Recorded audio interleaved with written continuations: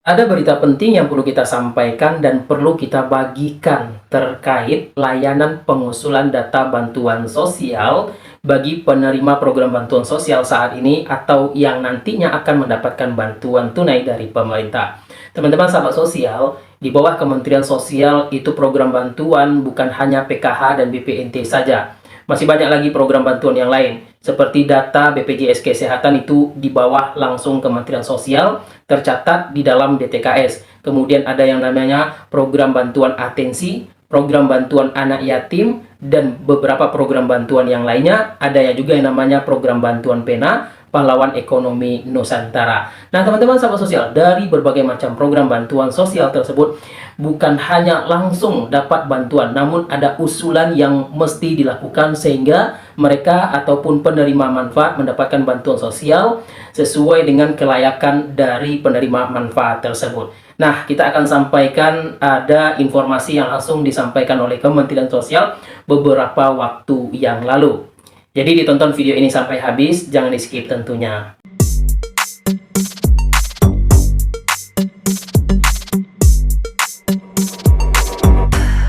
Halo semua, Assalamualaikum warahmatullahi wabarakatuh. Welcome di channel Emril Media. Terima kasih teman-teman semuanya yang selalu standby di channel ini. Salam sehat, salam sejahtera untuk kita semua. Di video kali ini kita akan membagikan informasi yang langsung disampaikan oleh Kementerian Sosial terkait tata kelola pelayanan pengusulan data bantuan sosial dari Kementerian Sosial. Jadi teman-teman yang perlu digarisbawahi, bantuan sosial itu bukan hanya PKH saja, bukan hanya BPNT saja, ada berbagai macam program bantuan yang lain. Program PIP saja ada korelasinya dengan program bantuan sosial PKH. Karena yang memiliki komponen peserta didik prioritas mendapatkan program bantuan PIP. Belum lagi program bantuan yang lain, seperti terdata dalam BPJS Kesehatan, itu datanya dalam DTKS Kemensos. Kemudian ada yang namanya program bantuan sosial PENA, pahlawan ekonomi Nusantara. Kemudian ada yang namanya program bantuan tambahan atensi,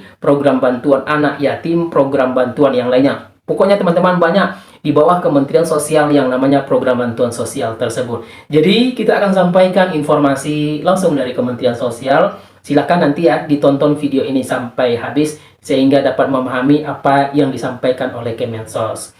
Ini videonya, silakan ditonton. Kemudian pemerintah daerah kabupaten dapat mengusulkan data yang belum diusulkan oleh desa atau kelurahan atau nama lain yang dianggap layak. Di Padang itu namanya Nagari, kemudian ada di Aceh itu namanya Gampong gitu. Jadi ini yang dimaksud nama lain itu kadang-kadang di daerah namanya beda gitu. Nah karena itu bisa diusulkan di luar itu identitas diri, foto rumah atau tempat tinggal, tampak depan dan bagian dalam, karena ini penting Mbak, karena jangan sampai kami juga masih menemukan beberapa rumah yang mestinya menurut saya tidak layak. Kalau misalnya ada dispute, ya rumahnya bagus tapi dia miskin, maka harus ada verifikasi lain yang harus Bapak Ibu yakinkan bahwa mereka miskin. Tapi kalau nggak ada, kami tetap menilai. Contohnya misalkan, saat itu kami pernah dikomplain, ini orang ini kaya, tapi kita lihat tuh rumahnya jelek. Ternyata setelah kita cek ke lapangan bersama-sama, ternyata dia memang punya sapi 9. Dia ngakui bahwa dia nggak suka nggak mau memperbaiki rumah, tapi dia memang punya sapi 9. Tapi akhirnya dia yang bersangkutan mengundurkan diri. Nah kemudian titik koordinat rumah ini menjadi penting karena kami punya alat untuk bagaimana kami bisa mendeteksi berapa luasan rumah itu kalau titik koordinatnya lengkap. Jadi kami biasanya mencari itu, kalau tadi koordinat ini rumahnya gede ternyata, mungkin dari foto nggak nampak, tapi dari lokasi titik koordinat itu kami bisa tahu bahwa seberapa luas rumah itu dan posisinya di mana kami tahu.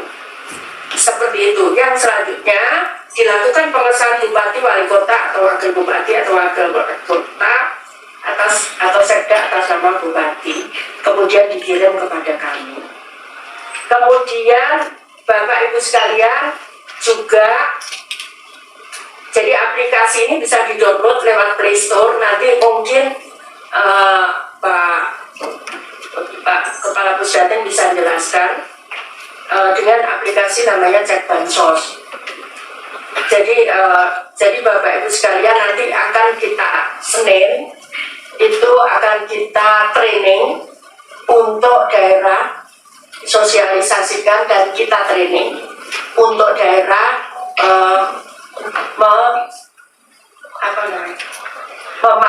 bagaimana memanfaatkan aplikasi ini.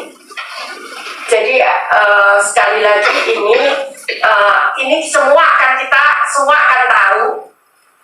Sebetulnya nama si A misalkan di penerima bansos ini usulan siapa. Kalau Bapak Ibu sekalian tidak ingin misalkan, oh ya Risma ini sudah layak, maka Bapak Ibu sekalian juga bisa mengusulkan itu menjadi tidak layak. Tapi kalau misalkan ini layak gitu, Bapak Ibu juga bisa mengusulkan itu layak untuk menerima. Seperti itu. Jadi kira-kira seperti itu teman-teman di daerah. Saya berharap nanti, jadi sekali lagi teman-teman daerah yang sekarang masih datanya dimasukkan oleh para pendamping kami, PKH, TKSK, dan pendamping lainnya, ada Peksos, ada pendamping resos, ada lagi Porda, macam-macam itu yang di bawah Kemensos itu tidak boleh dia menjadi pengelola data, tidak boleh. Ini yang menyarankan ini Satgasus. Jadi Satgasus itu yang menyarankan seluruh instrumen dari Kemensos tidak boleh menjadi pengolah data. Jadi ini data ini otomatis. Seperti saya pun saya tidak tahu karena data itu dari Bapak Ibu mengusulkan masuk ke datanya Pusdatin, dan ini sudah kita akan ISO-kan untuk proses keamanan ini. Ini kemudian dari Pusdatin langsung ke dirjen-dirjen yang mengurusi ini tanpa melalui saya. Nah kemudian diusulkan ke keuangan, dan itu semua by teknologi, bukan lagi gunakan hard copy untuk keamanan itu. Jadi seperti itu kira-kira Bapak Ibu sekalian, teman-teman dari daerah, mohon dimaklumi karena sekali lagi ya kalau kita kemarin naik kelas 1, kita pengen kan naik kelas 2 supaya lebih baik lagi. Nanti ke depan kita pengen naik kelas 3, asal itu sesuai dengan aturan dan peraturan yang ditetapkan. Jadi peraturan Kemensos 73/2024 tentang aplikasi ini itu juga saran masukan dari beberapa tadi yang saya sampaikan, KPK, BPKP, Satgasus dan Ombudsman kepada kami. Seperti itu kira-kira Bapak Ibu sekalian yang ingin saya sampaikan. Jadi kami sudah, ini yang menjadi terusan beban saat saya membaca undang-undang ini. Jadi sekarang sudah clear. Menurut saya tidak ada, kalau kita bisa mendownload foto-foto ini juga paling di desa itu cuma berapa, paling geserannya nggak sampai 10-20 tiap bulan geserannya. Misalkan meninggal mau diusulkan ahli warisnya, itu kan paling yang meninggal berapa dari sekian penerima itu. Artinya tidak berat untuk menggunakan aplikasi ini melalui mobile apps. Jadi tidak berat menurut saya. Seperti itu kira-kira. Nah, teman-teman sahabat sosial, itu informasi yang langsung disampaikan oleh Kemensos. Artinya adanya peningkatan tata kelola layanan pengusulan data bantuan sosial atau DTKS, data terpadu kesejahteraan sosial. Nantinya guna program ini tentunya agar lebih transparan, sehingga bagi penerima manfaat itu betul-betul yang menerima program bantuan sosial. Jadi teman-teman paham ya itu informasi tersebut. Poinnya adalah adanya yang namanya Musdes, musyawarah kelurahan, musyawarah desa, atau nama lain, karena beberapa daerah itu ada yang namanya nagari seperti di Kota Padang atau Sumatera Barat, dan daerah lainnya tentu ada nama lain untuk daerah tersebut.